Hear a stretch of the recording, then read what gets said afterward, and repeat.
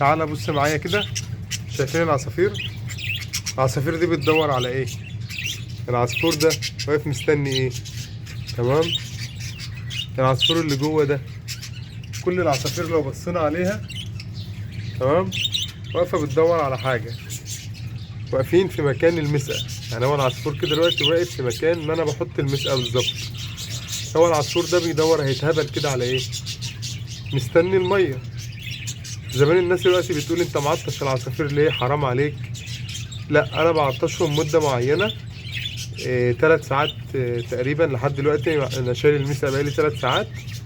عايزين نخلي العصفور لما نقدم له الميه يشرب منها كويس، لان احنا في الشتاء والعصافير ما بتشربش كويس. لان احنا في ايام بنبقى حاطين فيها فيتامينات او ادويه للعصافير، ومحتاجين ان العصافير تستفيد بالفيتامينات اللي محطوطه. السلام عليكم.